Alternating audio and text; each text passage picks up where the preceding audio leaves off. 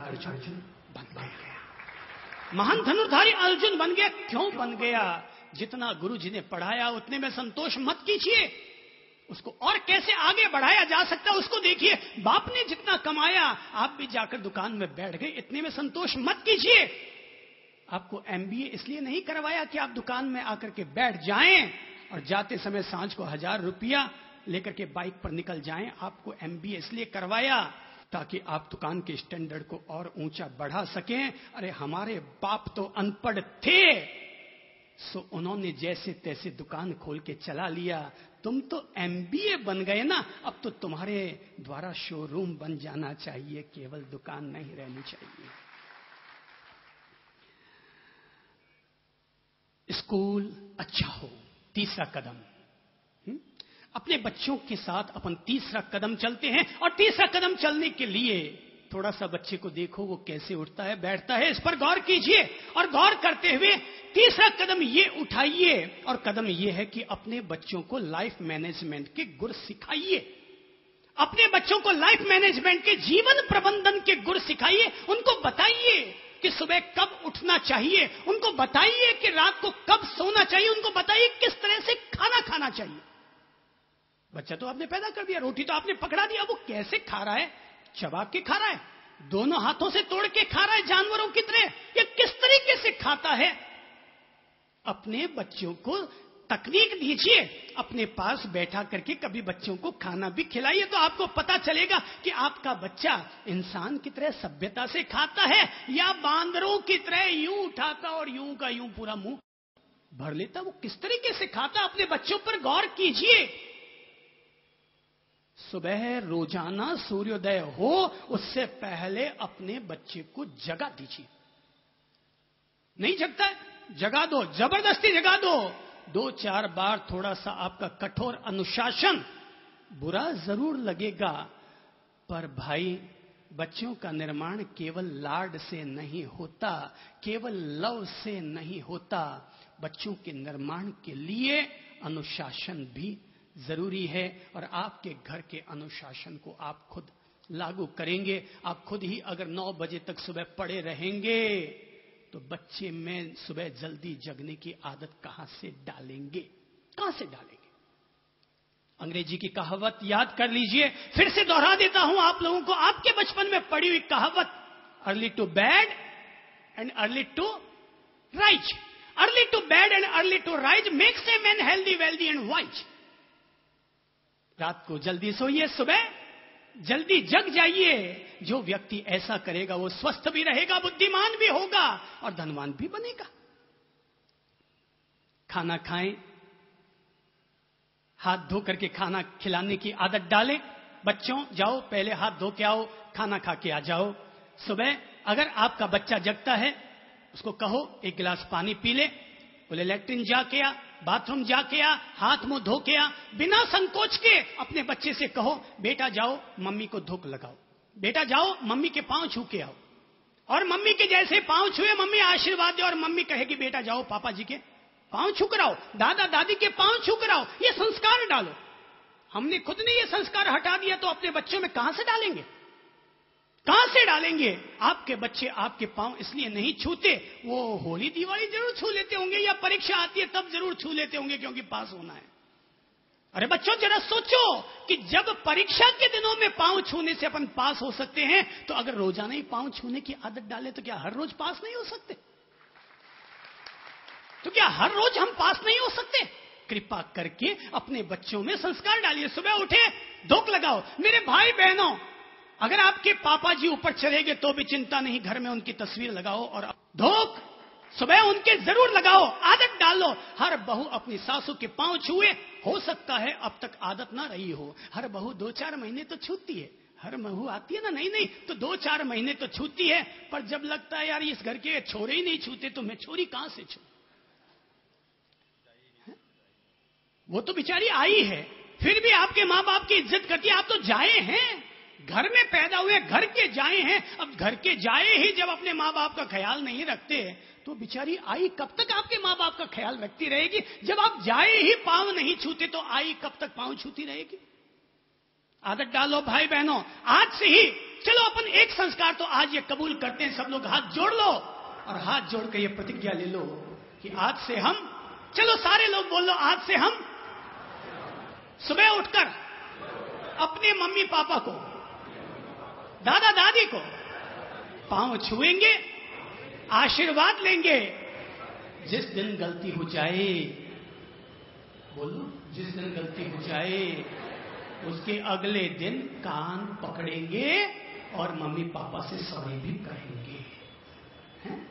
अब देखता हूं कितने लोगों ने यह प्रतिज्ञा लिया, जरा हाथ खड़ा करके बताओ तो। अरे वेरी गुड, आनंदम आनंदम आनंदम। नाश्ता करें तो ध्यान रखें, केवल पहले चाय का प्याला ना पकड़े, पहले खुद दूध का कटोरा ना पिए, अपने बच्चों को पहले खिलाने और पिलाने की आदत डालें। यूं नहीं कि रत्नागिरी हाफुस आम आ गया तो दादाजी अकेले अकेले खा जाएंगे, पोता जी सामने देखता रहेगा। है? रोटी 2 हो और खाने वाले 4 हो, तब भी क्या करो, मिल बांट के खाओ। मिल बांट के खाया हुआ स्वर्ग में जाता है, अकेले अकेले खाया हुआ सुबह गोबर हो जाता है। मिल बांट के खाया हुआ स्वर्ग तक जाता है, प्रभु का प्रसाद बन जाता है, अकेले अकेले खाया हुआ सवेरे वाली गाड़ी से चला जाता है। मिल बांट के खाओ, पहले अपने बच्चों को खिलाओ ताकि आपके बच्चों में ये संस्कार पड़ सके कि कभी भी हमारे सामने भी कोई अच्छी चीज खाने के लिए आए। अब दावे के साथ कहूंगा, आप अपने पोते को अगर एक टॉफी दे दो, वो अगर अपनी बहन को ले जाके दे दे तो मेरा दावा है कोई हालत में ले जाके नहीं देगा। बहन अगर कहेगी ना छोटी वाली मुझे दो, वो रोने लग जाएगा, नहीं मैं नहीं दूंगा। क्यों? ये संस्कार हैं आपके बच्चे में उदारता के, दूसरों को खिलाने के संस्कार क्यों नहीं है? इसलिए नहीं है क्योंकि हम लोग खुद भी खुद गर्ज हैं और खुद ही खुद अकेले हमेशा खाना चाहते। मेरी जेठानियों, मेरी जेठानियों, अपने बेटे के गिलास में दूध की मलाई मत डालते रहो, अपनी देवरानी के बच्चों की गिलास में मलाई डालने की आदत डालो। ये बच्चों में संस्कार दिया जा रहा है, ये जीवन का निर्माण किया जा रहा है, ये लाइफ मैनेजमेंट किया जा रहा है। 3 दिन पहले ही परिवार पर बोला हूं, पूरे शहर में एक आंदोलन छिड़ गया था और घर घर में लोग चर्चा करने लग गए और लोगों को यह समझ आने लग गई कि इंसान का पहला और सच्चा धर्म क्या है। लोग आकर के रोने लग गए। मेरे भाई बहनों, अगर अब भी अपनी आदतें सुधार लो, अगर आपको लगता है आपकी जेठानी आपसे नहीं बोलती, दीपावली पर हर देवरानी के घर पर उनके पीर से मिठाई आती है, मैं कहना चाहूंगा उस मिठाई के डिब्बे को अपने पास रखने की बजाय आधा डिब्बा निकालना और जेठानी के यहां पर भेज देना। भेज के देखो आपके लिए परिणाम क्या निकल कर आता है।